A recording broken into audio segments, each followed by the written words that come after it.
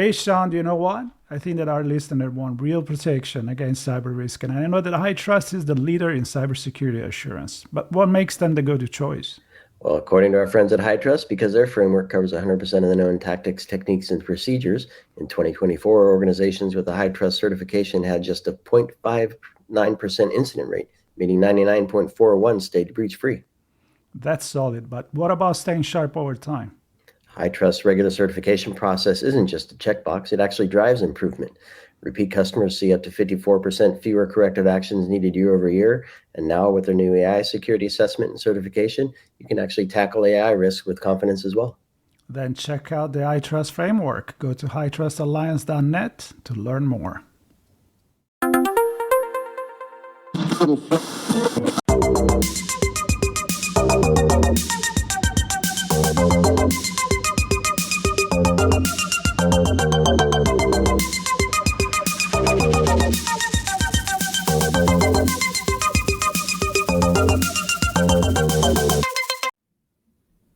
Are you as ready as Freddy can be? Ready, Freddy? Ready. That happened. Where'd that come from? Ready, Freddy. Ready, Freddy. Okay. one of the things that when you learn a new language, you just have to learn all these like little idioms and way to say things. And one of the funny one that I learned was that in America, apparently, the U.S., you play a game called Marco Polo in the pool. That's right. And I had no idea. And so the first time that somebody called my name in a grocery store, I heard an echo of polo, and I was like, what the hell is that? Exactly. So that's how you learn. There you go. I think you're going to start hearing, you're going to hear it at Black Hat now. Moving forward. I hope that this doesn't start an actual trend, because not a big fan, but I'm not going to get offended either. That's all right. There you go. I'll try to offend you in other ways. It's all fun and game. Sean, welcome back. I know. We're back from Vegas. And Vegas. It's been a while, though. It's been a few days. We've been busy producing content, and we wrote a couple articles, and I think we touched on the same thing. Obviously, we're at the same conference, so we saw the same stuff, but look at it from different ways, of course. As a matter of fact, I think that the old trigger was that fun little and last video that we did, the recap, when everybody left, and I say, you don't have to go home, but you can't stay here, which is a famous song that I really like. And we were hanging in front of the Black Hat sign, and we kind of thought that, think back to what the conversation we had, and God, we had many. Right. A lot with sponsors and briefings and friends and experts that we got together either on camera and on the mic or off the record. Yeah, but I think it's a lot off the record. Yeah, but I think those are the ones that's naturally stuck in your mind. I know. Funny enough. Yeah, obviously I'm not going to name any names, but there were a lot of conversations with CISOs around the buzzwords are flying, which happens all the time, right? Each year it's a different set of buzzwords.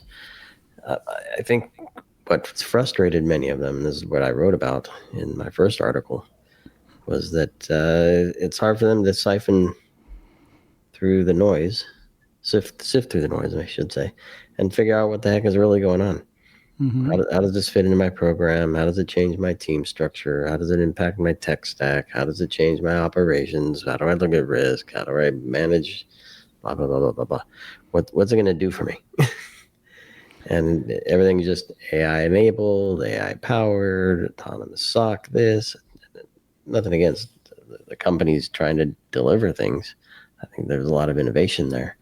It really boils down to marketing and connecting the capability to the program, to the outcome, to the business benefit. And so that's what my first piece is all about, which is. But it goes deeper than that. I mean, that's the beginning. That's what we mentioned when we were were there. And as you start talking about that, you at least while we were there, we started going a little bit deeper. And so it's easy to point the fingers to marketing messaging, because we did predict agentic AI. And I mean, we had it on the bingo card, and how can you not? We did the webinar before the event. We had really cool people be part of it. And I think we predicted pretty accurately what was going on. So that's fun if people want to go back and look at how many people actually predicted right. And it was agentic AI. And I felt like I walked in there, and it happened every year. I mean, there is that something or a couple of things that are kind of in every message, every headline, every banner.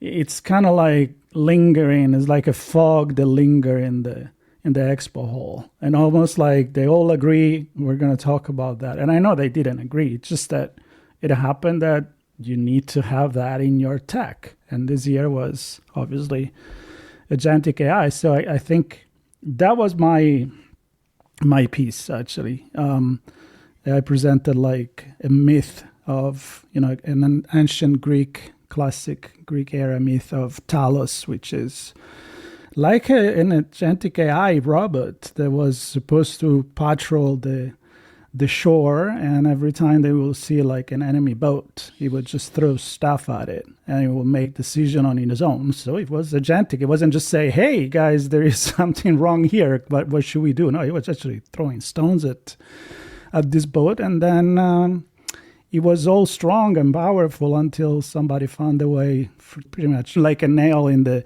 kind of like Achilles, and all the juice of the gods came out of it, and so it lost his life. And the lesson is not perfect, and maybe we shouldn't give all our decision making to an agentic AI. And it goes deeper than that. And I think there is this idea that you were mentioning where why do we have to inflate the good news so much? I mean, a balloon is good. Why does it have to be a huge balloon? Well, the Macy's Day Parade has some cool balloons. But yeah, I think kind of to your point, when we put our trust and our actions in the hands of something, we better know how it works. And if every organization has AI inside, then I don't know, do we need to say that? And instead of using that space to say we're using AI, instead say this is how we're helping you make the decision so you can achieve X, Y, and Z. And don't get me wrong, I'm sure there are. I didn't analyze every booth and every banner and every slideshow on screens to see how deep companies got in this messaging, but during the conversations with CISOs, they're like, it's too high level. In the elevator pitch, I don't know what you do. It's hard to know what you do. It's hard to differentiate from the other 10 that are doing, quote unquote, the same thing because they have AI inside as well. And I think to have the trust of the system, you need to know how it works. And if it's overinflated, maybe you need to know that too. Maybe there's some way to take advantage of it being overinflated, or to fill the gaps of it being overinflated. But you have to know that in order to do that. So so I paid attention. You paid attention on LinkedIn and in the conversation we had on the floor in the corridor, but also on LinkedIn after. We weren't the only one feeling like that. Well, a ton of people were actually talking about that.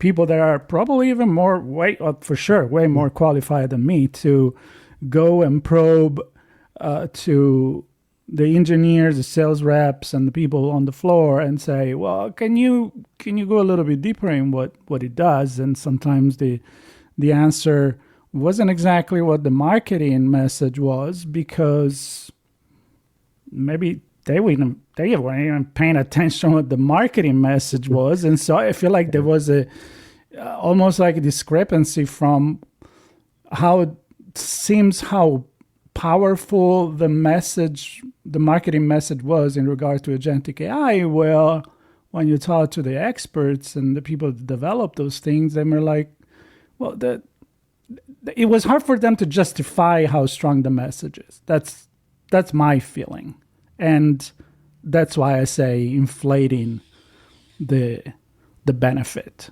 a little bit too much. And being a CISO or anybody that make decision for a company to invest that kind of money, then what you do, you really need to say, all right, it's almost like a used car salesman. All right, this is what you tell me. Now let me open the car and either test drive it or look at the engine, and it really does it have what you say it has. I don't think it's fair for the industry. No, and I think that's kind of where I want to go with this particular point in the conversation, is that CISOs genuinely want help. They want help. I know there's a lot of conversations or posts on LinkedIn and other places saying, don't bother me unless I'm looking, I'll reach out to you. But ultimately they want to know what's available, how it can help them. And they want a relationship with the people that they're going to do the work with. And the relationship starts with trust. And so you have to be able to communicate what your product does. You have to be able to communicate how you're going to help the CISO with the product and solution. And that's a relationship that's built on trust. And if it starts off on the wrong foot, you lose the CISO. Well, that's the marketing side and the business relationship, the partnership and I think we already said enough about that, and maybe the role of marketing that needs to be rethink a little bit. But I go more on that on the second article. This one would really make me think to where you flip it from the floor of a cybersecurity conference to the real world is the fact that we're all trying to do the same thing right now, just to say, just get your ChatGPT or your Claude or your Perplexity, whatever, your Gemini, whatever you want. And you think that is so perfect that you're just going to push a button, and the easy button, and say, just write this thing for me. It ain't going to work. I mean, that's why a lot of people are online talking about, like, you can recognize if it's written, the M dash or one thing and another. It's like, that's the tool that helps you to eventually make a decision. Am I going to publish this? Is this video good enough? Is this report good enough? Is this product good enough to say, let the agentic AI do everything for you? We're not there. And I hope, from a societal perspective, that we never get there. We always need to be the one that make that kind of decision. We don't want a monster statue that throw rock. It's the same thing when you talk about AI weapon. Do you really want to trust the weapon to just go and shoot everybody? I don't. And sure, people go crazy. I'm not saying it's not, but at least you can tell it's a human factor, and that's the people that ultimately decide. So my point is, we should never completely give the decision power to you. Not to me for sure, but when they say AI fix AI, technology fix technology, these are tools. And I know in the end everybody said that. These are tools that needs to help us. They're not, because then we lose our nature. If we don't make decision anymore, we're going to turn out in a lot of those sci-fi story, like The Time Machine, where we become, dumb. We have everything we need. We don't need to make decision, but we also lose everything that make us human. Interesting thing, learning, resolving the problems, and all of that. So I hope that doesn't happen. But then you wrote another article. Well, it's kind of a segue from what you just said there. In fact, in that, the current reality of AI is it's driven by stuff that's already been done. So it's been trained on other things that already exist. And when you prompt it, you get back some variation of that information. And I think, specifically around cybersecurity, but I think in general, I have this view that we'll settle on this common denominator of, this is what you prompt, this is what you're going to get back. Everybody I'm using big words here, everybody will always right come back with a similar thing. And to your point with the easy button, if we completely just use it for the easy button, we'll stop thinking, and we won't use it as a tool to make our minds better, to make our decisions better. We'll just use it to become more efficient, and we'll plateau. High or low common denominator, I call it the bottom level common denominator. But at some point we're going to plateau, and that's what we'll live with. And it may be good enough, but I'm afraid that we won't know if we can do better because we won't challenge the response. Well, some people are saying right now when they released ChatGPT 5, and most people don't like it because for a lot of reasons, maybe save on computing power, but it kind of take the shortcut to an older GPT for easy question, and then it decides where is it going to be thinking or not thinking. But some people said that maybe this is the moment where the generative AI is kind of hit a plateau. And is that where you're going with that? Like, yeah, we hit a plateau, and we become lazy as humans, and so the plateau's reached. We don't push it anymore, and it just happens as it goes. I think what I also heard, and I'm trying to think what I just had the thought in my head now, is kind of this example, kind of delivering the GPT-5 was that initially I don't think you could actually change which model. So I think you automatically got upgraded to 5, and the point that was being made by some of the CISOs. You had the 5 and the thinking 5. Right, but now they went back to choosing 4 because people were unhappy with 5. Right, exactly. And so the point that was made to me was, you do all this work, you actually create the prompts to get the response that you want, and you bring it to some consistency with regular, right? You can determine and expect what you're going to get back from it based on the prompts, and then they change the model, and also all the automation that you've set up, and all the projects and all the prompts and all the what do you call it? Let me just look so I make sure. All of the instructions, right? The knowledge base. Yeah, the instructions and knowledge base, and any files. If all the learning that you give it to get out of it what you want may not work, and so there's that whole other point where if we become reliant upon it and expect a certain response, we'll probably always get it, except when it breaks. We're at 17 minutes. Yeah, anyway, I think it's interesting. But I think what it needs to be considered too is this chase and race to always something new and always something better. Every new iteration, it needs to be so astonishing, so much cooler, so cool. And I think a lot of people were pretty happy with the 4, to go back to that example. Now, you can take that example, bring it to any other product. Why do I need a new freaking iPhone every year? Actually, I don't. At a certain point, the camera was good enough, the speed was good enough that, I start skipping a generation, maybe even 2 if I can. And then same thing could be for cars and other technology and computer. And I think it could be the same thing for cybersecurity. It could mess up things to this constant change, structural change.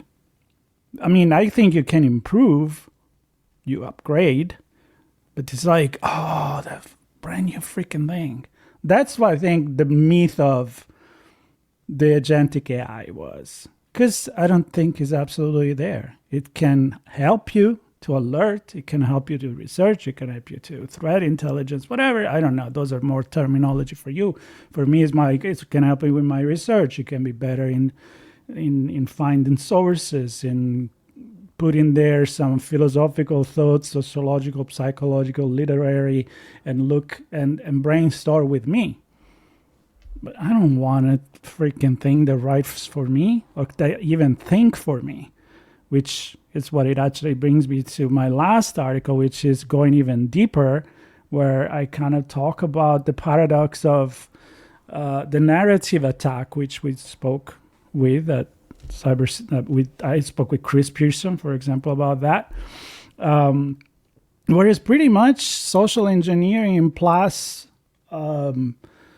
old school propaganda, just to the next level of customization and exploitation and mass attack.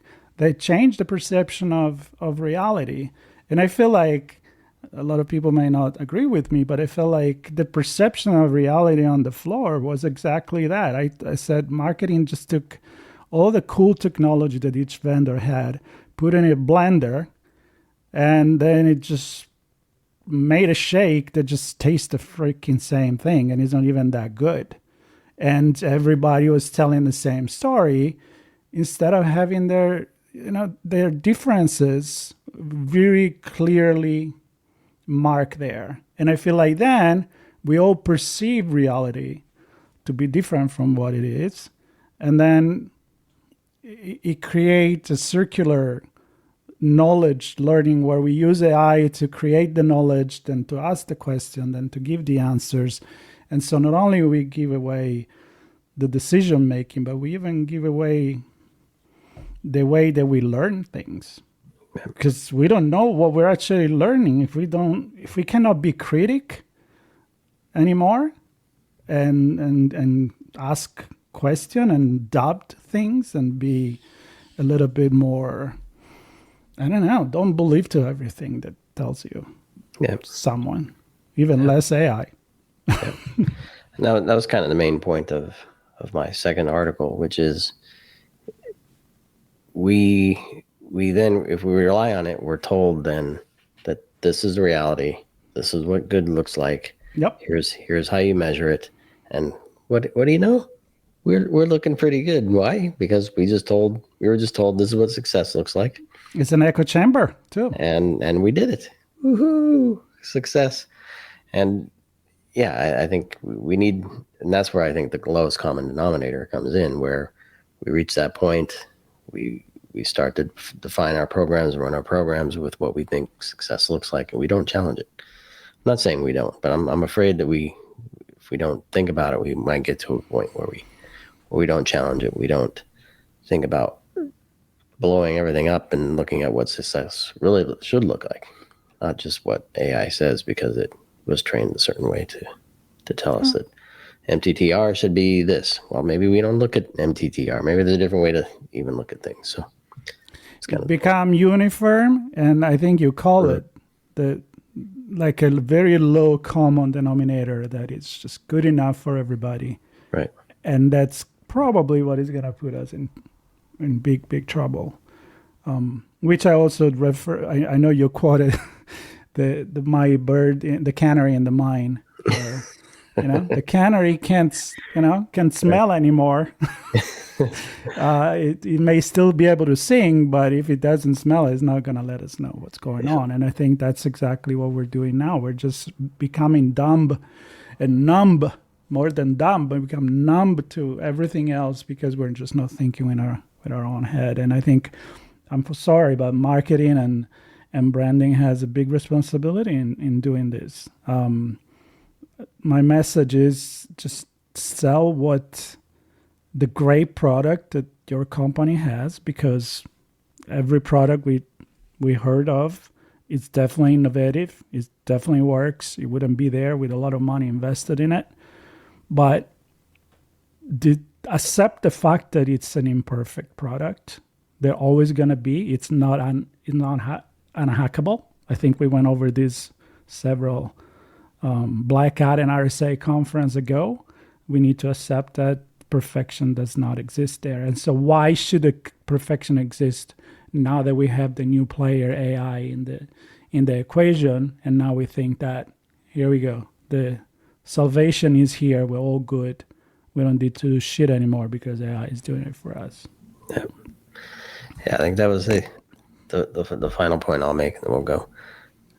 Is that CISOs also said, don't be afraid to share your blemishes, share your weaknesses, share your gaps. That'll help us understand how we can help you. And just to say, we can do everything with AI, and your team is going to shrink in size, and you're going to perform better, and you can cut your budget and all this stuff. It doesn't stack up. It doesn't help us as an industry. It doesn't help us as a society, and it doesn't help certainly us to be more secure. It's the illusion. You're selling the illusion of security. And that could be something that then you replicate in other industry. You can sell the illusion of being healthy, or in the healthcare system, or the perfect diagnosis, or the perfect financial prediction, or the perfect what. And again, stop looking for the easy button and stop selling the easy button, because your product is probably as good. It's probably good as it is. Just let's all work together, especially with the people that then are going to end up using the product. They're going to find out. CISOs are not stupid. I know a lot of them. They talk to each other. They talk to each other. So it will come out. The truth will come out. The truth will come out. And Sean, this is probably finally, rightfully so, our last piece related to Black Hat USA 2025, which was a blast. We had a good time in Las Vegas. There is a page where people can go, BHUSA25 on ITSP Magazine. All the conversation are there, all the amazing sponsors and the briefing we had. And also they can find the article that we wrote, When Artificial Intelligence Become the Baseline, Will We Ever Know What Reality Is Anymore? Which is AI anymore. There's a series of jokes there that we did online, by the way. Mine is the agentic AI myth in cybersecurity and humanity. We risk when we stop deciding for ourselves. Then there is a second one from Sean, How Novel is Novelty. Security leaders try to cut through the cybersecurity vendor echo chamber at Black Hat 2025. And mine is the narrative attack paradox, when cybersecurity lost the ability to detect its own deception and the humanity we risk when truth become optional. Wow, we're pretty smart. I can't believe I actually wrote that stuff. Now, we're having a good time, and I think it's important that we go a little bit deeper in our thinking. I think we do our job by doing that. So that was fun. There we go. Look at that. Go ahead. We talk about it. I'm excited to keep the conversations going. More talks about how to redefine cybersecurity on my podcast, Redefining Cybersecurity, and more events coming up. So we'll do more on location, different parts of the world. Stay tuned on itspmagazine.com/on-location for everywhere we will be this year. Yeah. And we got webinars. We're pretty much giving them away like they were, ice cream taste. Like, you want to taste this chocolate? It's really good. Have it. So you should come and try. It's the same cool conversation, thought leadership, except we actually get some leads. I mean, we always get leads. But, you want a guarantee? We'll guarantee the leads. Just come on. Give it a go. Give it a taste. It's good chocolate. It's good chocolate. Yeah, we'll connect those dots in a meaningful way. All right, let's say goodbye. Thanks everybody for listening, and stay tuned. Stay tuned. Bye-bye.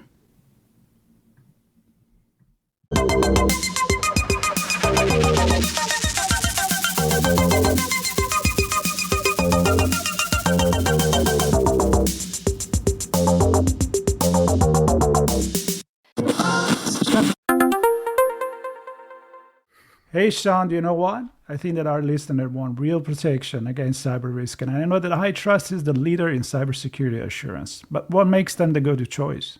Well, according to our friends at HITRUST, because their framework covers 100% of the known tactics, techniques, and procedures, in 2024, organizations with a HITRUST certification had just a 0.59% incident rate, meaning 99.41 stayed breach-free. That's solid. But what about staying sharp over time? HITRUST regular certification process isn't just a checkbox, it actually drives improvement. Repeat customers see up to 54% fewer corrective actions needed year over year. And now with their new AI security assessment and certification, you can actually tackle AI risks with confidence as well. Then check out the HITRUST framework. Go to hitrustalliance.net to learn more.